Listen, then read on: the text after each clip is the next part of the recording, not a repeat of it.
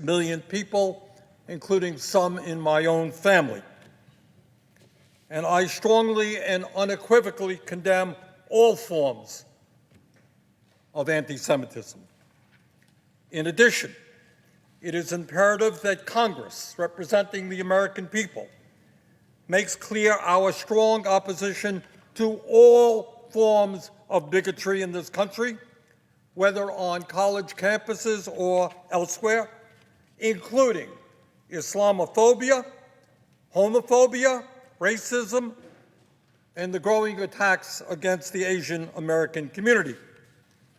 Our goal must be to bring people together as one nation, regardless of our religion, regardless of where we were born, regardless of the color of our skin. And the resolution that I am offering, which I hope will be accepted, makes that abundantly clear.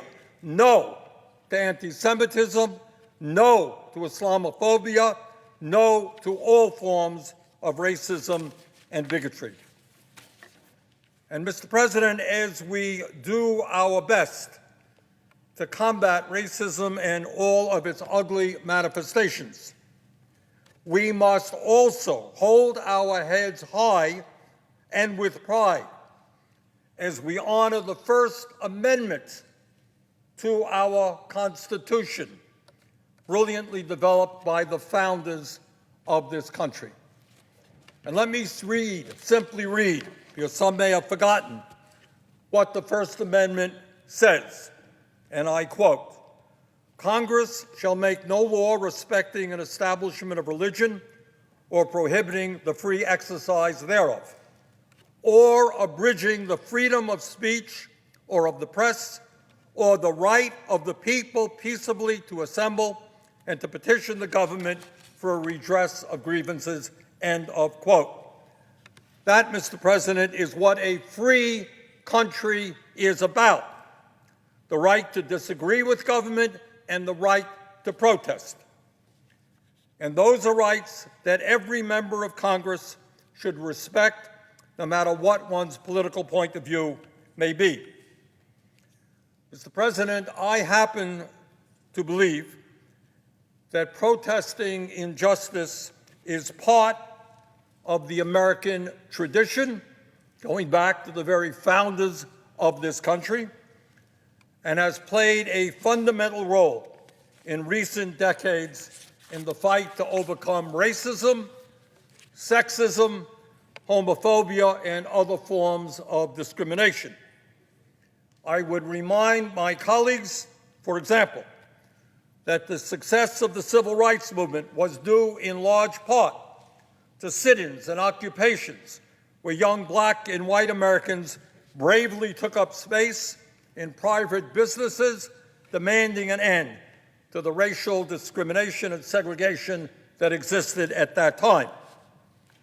I would also remind my colleagues that during the Vietnam War, students and millions of other Americans, including myself, joined peaceful demonstrations demanding an end to that war.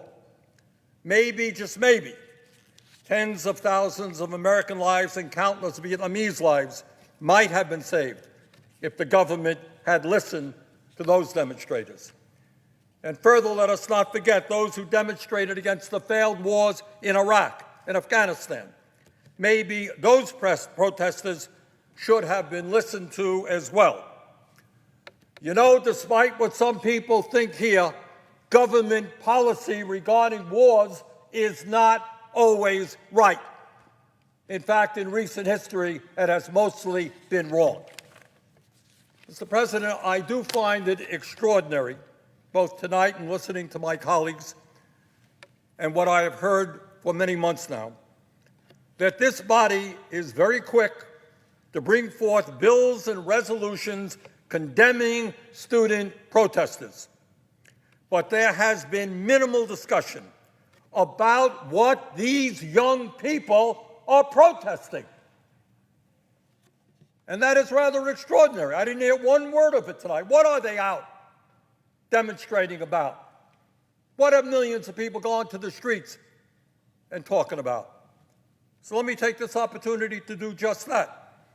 We all know, as has been stated correctly this evening, that on October 7, 2023, Hamas, a terrorist organization, began this war with an attack on Israel that killed 1,200 innocent men, women, and children, and took over 200 people captive, many of whom are still in captivity tonight.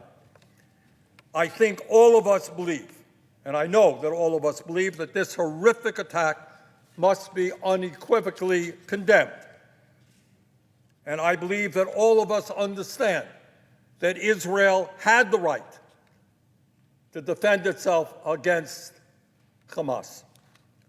But I certainly do not believe, nor do a strong majority of the American people believe, that the right-wing extremist Netanyahu government has the right to wage an unprecedented all-out war against the Palestinian people. And what these protests are largely about, and what public opinion is showing, is outrage that since October 7th, the Netanyahu government has killed more than 34,000 Palestinians and injured more than 78,000, 70% of whom are women and children. That is over 5% of the 2.2 million people living in Gaza. And that, Mr. President, is what the vast majority of people in this country who are protesting are talking about. Protesters and the majority of the American people are outraged that 1.8 million people, 80% of the population of Gaza, have been forced out of their homes, 80% forced out of their homes and sent to overcrowded and dangerous locations. Protesters and the American people in general are deeply concerned about the destruction of over 200,000 housing units, destroyed, leaving more than 1 million people in Gaza homeless. The American people and protesters are deeply worried, concerned about what happens to these people in the future. They got no home. Where do they go? How do they live? The American people and protesters are outraged that the civilian infrastructure of Gaza has been devastated, with approximately 60% of water and sanitation facilities damaged or destroyed, and electricity almost entirely shut off. Raw waste is now seeping into the streets throughout Gaza because their wastewater systems have been destroyed. The American people and American doctors I have talked to who were in Gaza are shocked that the healthcare system of Gaza has been systematically destroyed, with 26 hospitals knocked out of service and more than 400 healthcare workers killed. And Mr. President, when we talk about college campuses, and I understand that is the discussion here tonight, I want everyone to know that there are no protests on the college campuses in Gaza. Nobody is feeling discomfort. You know why? Because every one of the 12 universities in Gaza has been bombed and destroyed. And as we speak, against explicit and repeated warnings from President Biden, Israel is attacking Rafah, where over 1 million Palestinians have sought refuge. And that situation will only accelerate the crisis that Mrs. McCain and others in the humanitarian world have talked about, and that is famine is imminent in Gaza, and God knows how many children are already dying of malnutrition.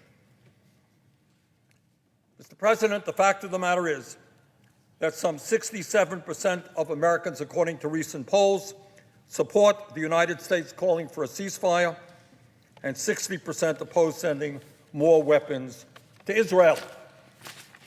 And that's what the protesters are talking about. They are asking why it is we are complicit in the humanitarian disaster taking place in Gaza. And why?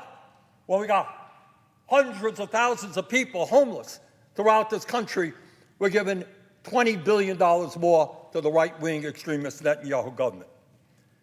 So no, Mr. President, it's not just protesters on college campuses who are upset about U.S. policy with regard to Israel and Gaza. Increasingly, the American people want an end to U.S. complicity in the humanitarian disaster that is unfolding there. Mr. President, I will therefore be offering an alternative resolution to the one that Senator Scott offered, which does the following, and I hope it would gain unanimous support. One, strongly condemns the rise of anti-Semitic, anti-Muslim, anti-Arab, anti-Asian, and any other form of discrimination on the campuses of schools and institutions of higher education across the United States. So it does what Senator Scott proposes, but it does more.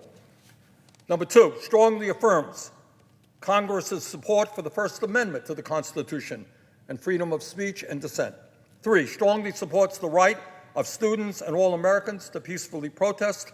Four, urges the Department of Education to take necessary actions to ensure that schools and institutions of higher education are complying with Title VI of the Civil Rights Act of 1964 to provide all students, including students who are or perceived to be Jewish, Israeli, Muslim, Arab, or Palestinian, a school environment free from discrimination based on race, religion, color, or national origin. And lastly, strongly urges school leaders, college administrators, and local, state, and federal leaders to take all necessary steps to protect students' safety and civil rights, including their right to peacefully assemble and protest. Therefore, I object to this resolution. The objection is heard. Mr. President, The senator from South Carolina. reserving the right to object. No? Let me just respond to my good friend on the other side of the ocean.